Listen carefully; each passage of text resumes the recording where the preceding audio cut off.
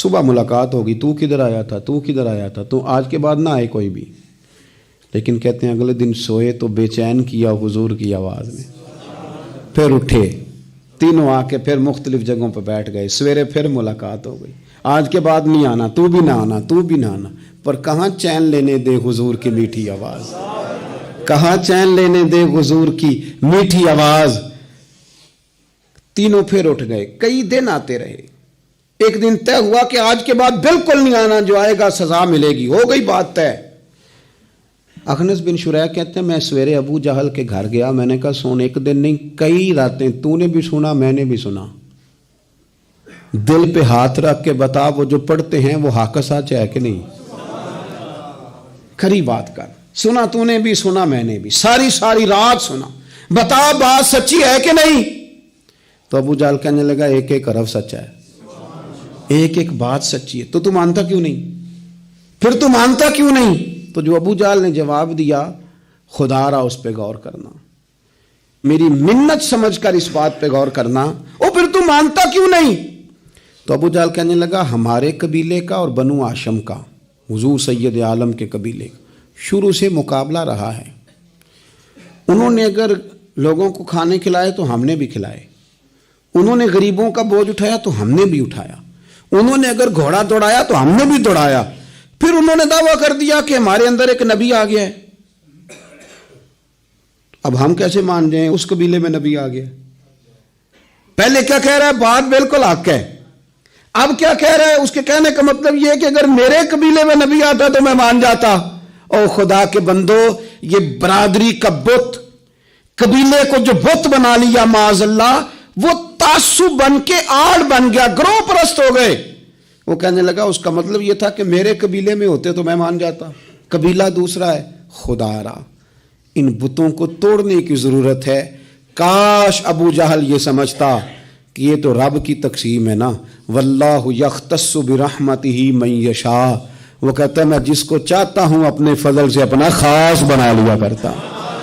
لیکن یہ گروہی تعصبات، قرآن مجید آپ دیکھیں نا تو یہودیوں کے بارے میں اللہ فرماتے ہیں چونکہ تورات میں بھی حضور کی شانیں، زبور میں بھی حضور کی شانیں، انجیل میں بھی حضور کی شانیں، ہر جگہ اللہ نے اپنے حبیب کے تذکرے کیے.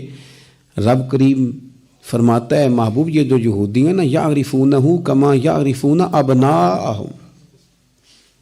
قرآن مجید کے الفاظ پہ غور کیجیے. کہا محبوب یہ آپ کو اس طرح جانتے ہیں، اس طرح پہچانتے ہیں جس طرح کوئی اپنے بیٹے کو پہچانتا ہے. جڑواں بچے ہوں نا، جڑواں شکلیں بھی ایک جیسی ہوں تو اور کوئی پہچانے نہ پہچانے، باپ اور ماں پہچانتے ہیں کہ یہ فلانا ہے اور یہ، ان کو پتہ چلتا ہے. کہا محبوب جس طرح یہ اپنے بچوں کو پہچانتے ہیں نا اس طرح آپ کو جانتے ہیں. لیکن وہ کہتے پتہ کیا تھے؟ وہ کہتے تھے کہ ہم وہ والی وحی مانیں گے جو ہم پہ آئی ہے، جو بنی اسرائیل کے نبی آئے ان کو مانیں گے. یہ چونکہ حضرت اسماعیل علیہ السلام کی اولاد میں سے ہے رسول رحمت صلی اللہ علیہ وسلم، لہٰذا نہیں مانیں گے. وہ جو گروہی تعصب تھا نا، قبیلے کا تعصب گروہی، وہ لے ڈوبا. وہ تورات پڑھ کے بھی، انجیل پڑھ کے بھی، بلکہ وہ لوگوں کو کہا کرتے تھے رسول آنے والے ہیں، رسول آنے والے ہیں، رسول آنے والے ہیں.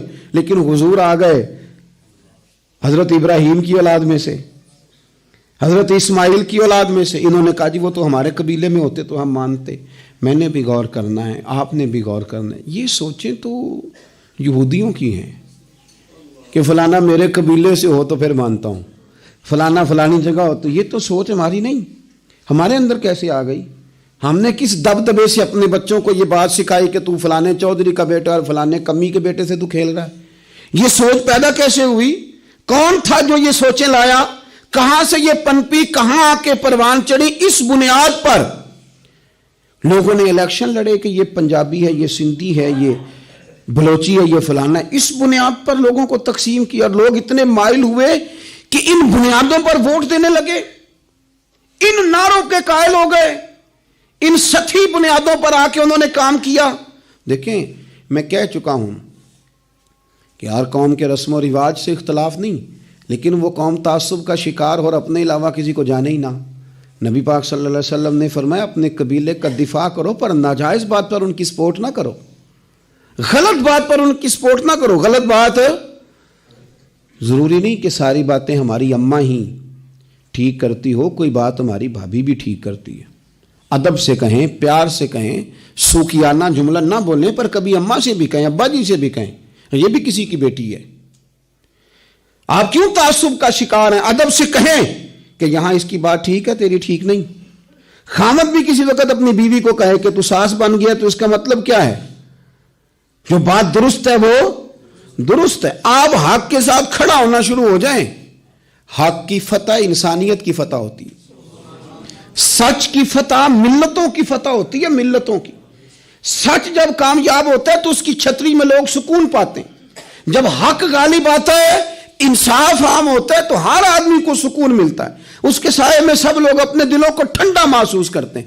ہماری وہ ذاتیات اور گروہ بندی کا جو مزاج ہے وہ ملی سطح کا نقصان کرتا ہے. میں اکثر یہ بات کہتا رہتا ہوں, پھر کہتا ہوں, ہم اپنی ذات کا معاملہ دیکھتے ہیں, ذات کا.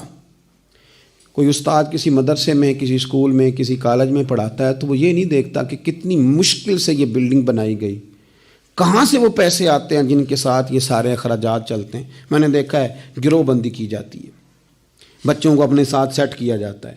اتنا برا حال ہوتا ہے کہ ایک استاد گیا تو بچے بھی لے گیا ساتھ ہی, کیونکہ اس کے ساتھ سیٹ تھے. اس نے یہ نہیں دیکھا کہ ان کا تو مستقبل تباہ ہو جائے گا. میں تو ایک سبق پڑھاتا ہوں تو ان کے تو باقی 6 استاد وہیں پہ ہیں. یہی حال ہم اداروں میں کرتے ہیں جہاں کام کر رہے ہوتے ہیں.